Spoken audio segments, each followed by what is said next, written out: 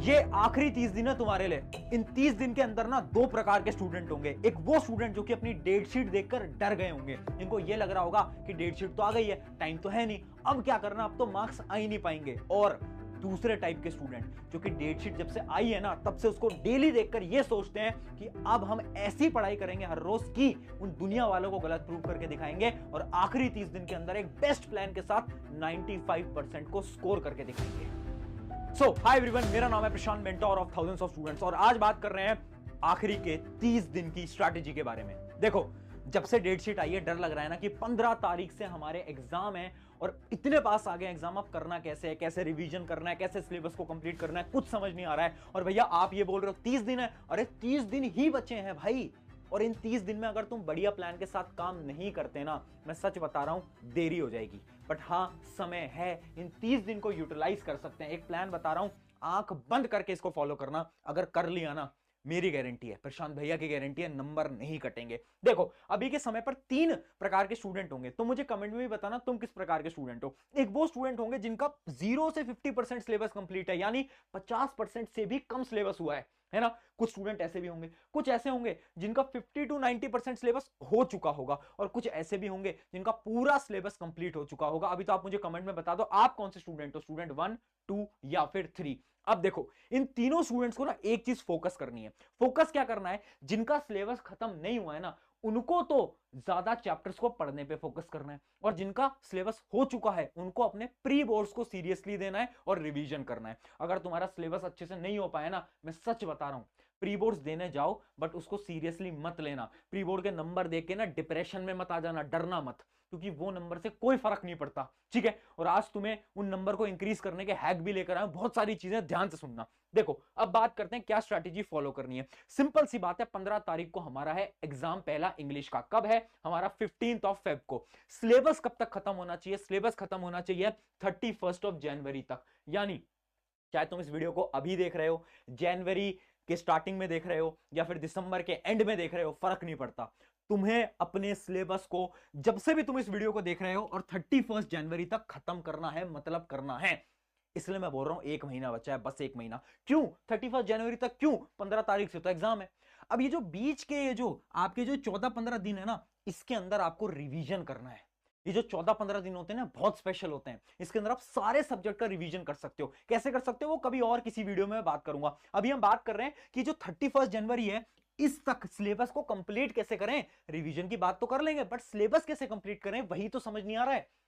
अब मैं कुछ ऐसी चीज तुम्हारे लिए बनाकर आया हूं ना यार, एक ऐसी चीज, एक ऐसा सरप्राइज जिससे कि तुम्हारी बहुत सारी प्रॉब्लम सॉल्व हो जाएंगी आज, ठीक है। चलिए एक एक करके सारी चीजों के बारे में बात करते हैं। पहला और सिंपल स्टेप हर वीडियो में बताता हूं, अभी के समय पर अपने चैप्टर्स को 3 भागों में तोड़ लेना है। वो चैप्टर जो कि कर रखे हैं, वो चैप्टर जो कि थोड़े बहुत करें, वो चैप्टर जो कि बिल्कुल नहीं करें। अब जो चैप्टर तुम्हें बिल्कुल आते हैं ना, जो तुम कर चुके हो, उनको तो हाथ भी मत लगाना। बेवकूफी क्या होती है ना हमारी, कि हम मान लो एक चैप्टर है इलेक्ट्रिसिटी, वो मुझे आता है, बट क्योंकि वो मुझे आता है तो बार बार मैं उसी चैप्टर की प्रैक्टिस कर रहा हूं, जबकि कोई जरूरत नहीं है। अब के समय पर जो चैप्टर आते हैं ना, उनको हाथ मत लगाना, अगले 1 महीने तक याद कर लो इस बात को। अगली चीज, जो नहीं आता वो और जो तुम्हें पार्शली आता है, ये दोनों तुम्हारी प्रायोरिटी है। अब सारा ध्यान यहां पर होना चाहिए, एकदम फोकस तुम्हें यहां पर लगाना है। पढ़ना कैसे, एक एक करके हर एक सब्जेक्ट की बात करेंगे। देखो, सबसे पहले हम बात करते हैं साइंस की। साइंस के अंदर आपके पेपर में 4 दिन का गैप है। 4 दिन का गैप कोई ज्यादा नहीं होता। 4 दिन के अंदर तुम सिर्फ रिवीजन ही कर पाओगे, और वो भी बड़ी फास्ट तरीके से, वो मैं तुम्हारी करवा दूंगा। बट बहुत मुश्किल है 4 दिन के अंदर सिलेबस को पढ़ के रिवाइज करना। इस वजह से साइंस पे अभी से फोकस करना स्टार्ट करना है तुम्हें। तुम्हें क्या करना है, सिंपल सी बात है, तुम्हें नोट्स या फिर वन शॉट को फॉलो करना है। मैं बार बार बोलता हूं, 4-4, 5-5, 6-6 घंटे के लेक्चर मत देखना, सिलेबस अब नहीं हो पाएगा। रियलिटी है, या तो तुमने नोट्स बना रखे होंगे, नहीं बनाए ना नोट्स, मैं हूं ना भाई, प्रशांत भैया खड़े हैं यहां पर, अभी दिखाऊंगा तुम्हें इंडिया के बेस्ट नोट्स, टेंशन नहीं लेनी है, ठीक है। उसके साथ साथ प्रीवियस ईयर क्वेश्चन और एक सैंपल पेपर लगा लो, बस एक सैंपल पेपर बोल रहा हूं, बस एक। क्या बोल रहा हूं मैं, हमें 31 जनवरी तक सिलेबस खत्म करना है। उसमें हम या तो वन शॉट या तो नोट्स को फॉलो करेंगे, पीवाईक्यू करेंगे, और एक सैंपल पेपर लगाएंगे। एक सैंपल पेपर क्यों? हमारी प्रैक्टिस के लिए, बस इतना काम करना है। आगे सैंपल पेपर कब सॉल्व करने हैं? 31 जनवरी के बाद, वो जो 15 दिन ना, उधर सॉल्व करने हैं, ठीक है। अब भैया ये नोट्स क्या है, थोड़ी सी मदद कर दो। देखो, इंडिया के बेस्ट नोट्स बना चुका हूं साइंस और एसएसटी के, डिस्क्रिप्शन में फ्री ऑफ कॉस्ट है, जिसको एक्सेस करना है वो करो। कोई पैसा नहीं लूंगा, कहीं पे कुछ डालने की जरूरत नहीं। कोई लोग तुम्हें आके बोल रहे हैं नोट्स खरीद लो, मैं बोल रहा हूं मत खरीदो, मैंने तुम्हारे लिए बेस्ट नोट्स दे दिए। कहां से बेस्ट है, क्या है इसमें? सिंपल सी बात है, नोट्स के अंदर आपको क्या क्या मिलेगा, जैसे कि आप ये नोट्स देख सकते हो, ये हमारे साइंस का आप नोट्स है, ऐसे ही सेम हमारा क्या है एसएसटी के भी आपको नोट्स मिल रहे होंगे। ये आपका जैसे एसएसटी के नोट्स हैं, सारे हिस्ट्री ज्योग्राफी से सबके आपको नोट्स मिल रहे हैं। अब सबसे पहला फीचर है, इसके अंदर आपको विजुअल रिप्रेजेंटेशन मिल रहा है, यानी हमने ना बड़े डायग्राम के तरीके से आसान भाषा में शॉर्ट एग्जांपल्स को लेते हुए एक्सप्लेन करा है। जैसे कि आपके साइंस का कॉन्सेप्ट है, तो इसको मैंने देखो कितने इजीली एक्सप्लेन करा है कि सेलुलर रेस्पिरेशन क्या होता है, कैसे रेस्पिरेशन ह्यूमन बॉडी में होता है, बहुत सिंपल से। इनमें बहुत मेहनत लगी है, बहुत टीम का इफेक्ट लगा है, और टीम ने ना बहुत मेहनत लगाई है ना, मुझे मालूम है। और मैं चाहता हूं कि हर एक बच्चा इससे पढ़े, और पढ़े ना फोड़ के आए, ठीक है? तो अगर या तो तुम वन शॉट लेक्चर देख सकते हो, या तो तुम इन बेस्ट नोट्स को भी फॉलो कर सकते हो। मैं क्या बोल रहा हूं, बेस्ट तरीका क्या होगा, तुम लेक्चर खोल के बैठो, इन नोट्स के प्रिंट आउट ले लो, इन नोट्स के प्रिंट आउट ले लो, लेक्चर में देखते जा रहे हो, इन नोट्स में अंडरलाइन करते जा रहे हो, बस इतना करो। लिखने में आप समय व्यर्थ नहीं करना। अगली चीज देखना, हमारे नोट्स के अंदर आपको इंपॉर्टेंट क्वेश्चन पीवाईक्यू सब मिल जाएंगे। तो जो पीवाईक्यू वाली प्रॉब्लम है ना कि पीवाईक्यू के लिए अलग किताब के नहीं, मत लो, बस सैंपल पेपर के लिए बुक ले लेना, वो इंपॉर्टेंट होती है। आप ये सारी चीजें नोट्स में दे रहा हूं यार, मैं इतने एफर्ट्स लगा रहा हूं, और फिर तुम बोलते हो कि भैया हमारे लिए कुछ नहीं करते। स्टूडेंट्स बोलते हैं पेड बैच लाते हैं, पेड बैच के बाद फ्री कंटेंट भी लाता हूं मैं तुम्हारे लिए, अरे वादा है हर बार लाऊंगा, ठीक है? अगली चीज क्या है, इंपॉर्टेंट टॉपिक्स, डायग्राम, मैप्स, सब कुछ, एवरीथिंग इन दे नोट्स।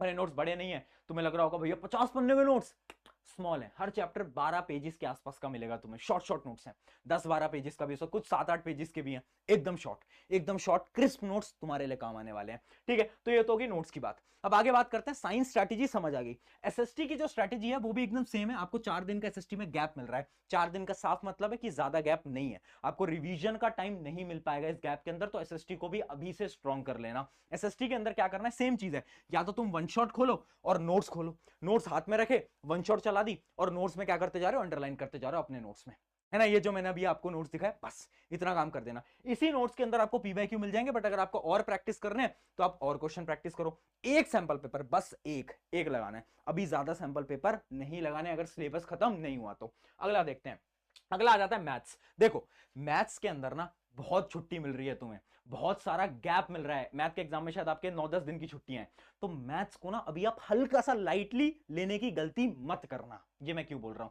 क्योंकि जब छुट्टियां ज्यादा होती है ना तो पेपर थोड़ा सा टफ होता है, समझो इस बात को। इसलिए मैथ के पेपर में थोड़ा टफ आ सकता है, इसलिए अभी से प्रैक्टिस करना स्टार्ट कर देना। पहली चीज क्या है, एनसीईआरटी के सारे क्वेश्चन तुम्हें प्रैक्टिस करने हैं। उसके बाद क्या करना है, प्रीवियस ईयर क्वेश्चन करना है, एनसीईआरटी एग्जाम्पलर करनी है, बाकी किताबों को छोड़ो। लोग बोल रहे हैं ऑडिशन में करो, अगर मैं कह रहा हूं कुछ मत करो, एनसीईआरटी एग्जाम्पलर, पीवाईक्यू, बस। उसके अलावा एक सैंपल पेपर, इतना कर दोगे ना, इतना कर दोगे, कोई रोक नहीं पाएगा। मैथ के अंदर ज्यादा इंपॉर्टेंट है प्रैक्टिस, जितनी ज्यादा प्रैक्टिस कर सकते हो ना उतनी करो। और एक टिप मैं बोल रहा हूं, कैलकुलेशन मिस्टेक पे काम करना अभी से स्टार्ट करो। जब एग्जाम में प्रेशर आएगा ना तो कैलकुलेशन में गलतियां होंगी, वो गलतियां नहीं होने देनी हमें। तो अभी से हम मैथ के इतने क्वेश्चन प्रैक्टिस करने की गलती की चांस ही ना बने, है ना? मान लो 10 सवाल है तो 10 के 10 सवाल प्रैक्टिस करो। ये मत देखा करो मैथ में हम क्या गलती करते हैं, देखते हैं अच्छा ये तो मुझे आता है, ये भी मुझे आता है, ये भी मुझे, नहीं नहीं ये नहीं करना, ये गलती है। पूरा सॉल्व करो मैथ के क्वेश्चन, लास्ट तक वैल्यू तक आंसर निकालनी है, ठीक है? आगे बात करते हैं, अब बात करते हैं हिंदी इंग्लिश। अब ये बहुत इंपॉर्टेंट है। देखो हिंदी का पेपर तो तुम्हारा 15 तारीख को सबसे पहला पेपर है, तो इंग्लिश का पेपर, सॉरी इंग्लिश का पेपर तो आपका सबसे पहला पेपर है, तो इंग्लिश के पेपर की तो आप तैयारी कर ही लोगे। बट ये जो हिंदी का पेपर है ना, इसमें आपको केवल 2 दिन की छुट्टी मिल रही है, तो हिंदी को प्रिपेयर कर लेना। क्योंकि बहुत सारी मैंने ऐसी स्टोरीज देखी हैं जिसमें बच्चे एसएसटी मैथ साइंस के अंदर अच्छे मार्क्स लेके आते हैं, बट हिंदी इंग्लिश को नेग्लेक्ट करते हैं और मार्क्स कम रह जाते हैं। तो इस वजह से ये 2 सब्जेक्ट बहुत इंपॉर्टेंट रहने वाले हैं। पढ़ना कैसे है, अभी क्या करो तुम, 31 जनवरी तक तुम्हें क्या करना है, वीडियो समरी देखनी है। वीडियो समरी आती है ना यूट्यूब पे, वो देखो और क्वेश्चन प्रैक्टिस करो, और साथ साथ में राइटिंग प्रैक्टिस करो। राइटिंग प्रैक्टिस क्या, आंसर लिख लिख के ट्राई करो। दूसरी चीज क्या, वो जो तुम्हारा राइटिंग सेक्शन होता है ना, लेटर वगैरह, वो सब लिखने की ट्राई करते चलो।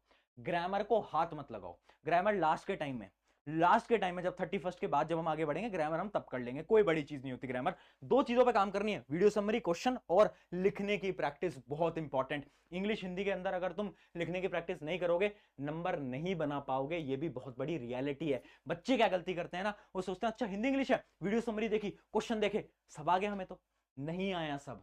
मैं बोल रहा हूं फिर हिंदी इंग्लिश में नंबर कम रह जाएंगे, लिखना स्टार्ट करो। हिंदी स्पेशली बच्चों को आजकल लिखनी नहीं आती है, लिखना स्टार्ट करो, या फिर संस्कृत है जो भी है तुम्हारे, लिखना स्टार्ट करो। जब तक लिखोगे नहीं प्रैक्टिस नहीं हो पाएगी। और राइटिंग सेक्शन जो होता है अपना, वो भी लेटर वगैरह वो सब भी, पत्र वो सब लिखना स्टार्ट करना पड़ेगा, ये बहुत इंपॉर्टेंट है। तो ये जो थी ना पूरी की पूरी स्ट्रैटेजी थी, जिसके अंदर science, Hindi, English, math, SST सब कवर होगा। 30 दिन बचे हैं दोस्त। ये 30 दिन ना ये डिसाइड करेंगे कि तुम कितने अच्छे मार्क्स लाने वाले हो। और केवल मार्क्स डिसाइड नहीं करेंगे, अगर रियलिटी बताऊं ना, तो सोसाइटी के अंदर तुम्हारी औकात डिसाइड करेंगे ये मार्क्स। क्योंकि ना जज किया जाता है लोगों को कि तेरे कितने मार्क्स थे, तेरे कितने मार्क्स थे। तो अगर औकात बनानी है ना, लग जाओ, खड़े हो जाओ। 30 दिन का प्लानर दे दिया है, 30 दिन के बाद फिर प्लानर लेकर आऊंगा कि 31 जनवरी के बाद क्या करना है। अभी इसको फॉलो करो। ऑन दिस नोट, शुक्रिया एवरीवन, मेरा नाम है प्रशांत, मिलते हैं किसी नेक्स्ट वीडियो के अंदर। Take care.